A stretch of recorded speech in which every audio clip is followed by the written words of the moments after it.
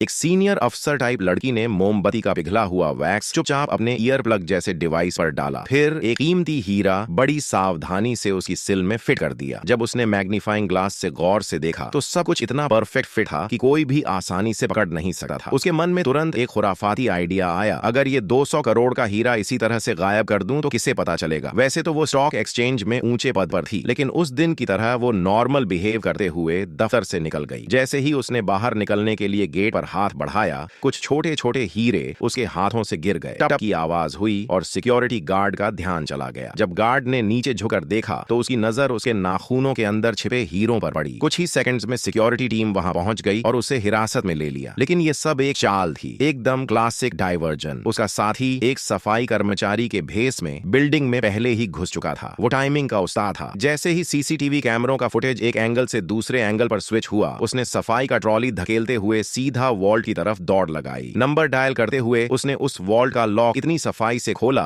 जैसे हर मोड का अंदाजा पहले से हो। अंदर रखे 200 करोड़ के हीरे देखकर उसकी आंखें चमक उठी। बिना समय गंवाए उसने सारे हीरे झाड़ू बाल्टी की ट्रॉली में छिपा दिए और फिर उसी स्पीड से वॉल्ट से बाहर निकल आया। लेकिन असली मास्टर स्ट्रोक अभी बाकी था। बिल्डिंग की स्टोर रूम में पहुंचते ही उसने वहां छिपाया हुआ फायर फाइटिंग हॉज निकाला और उसे वॉश बेसिन के नल से जोड़ दिया। फिर एक एक करके हीरे उस हॉज के जरिए सिंक में बहा दिए, जिनका सीधा कनेक्शन था बिल्डिंग के अंडरग्राउंड ड्रेनेज सिस्टम से। इधर अफसर लड़की को सिर्फ नकली और सस्ते हीरे मिले थे, इसलिए बॉस ने उसे बस नौकरी से निकाल दिया, कोई केस नहीं किया। उधर वॉल्ट में सीटीवी पर सब कुछ नॉर्मल लग रहा था, इसलिए किसी को शक नहीं हुआ। अगली रात दोनों साथी एक मैनहोल खोलकर सीधे सीवर सिस्टम में घुसे, जहां वो सारे हीरे बहकर पहुंचे थे। जब उन्होंने देखा कि वो सब कीमती पत्थर एक कोने में जमा हो गए हैं, बिल्कुल वैसे ही जैसे प्लान था, तो बिना देरी किए उन्होंने उन्हें बोरियों में भरा और चुपचाप वहां से निकल गए। अंत में दोनों ने दो दो हिस्सों में बांटकर 100-100 करोड़ की लूट अपने नाम कर ली।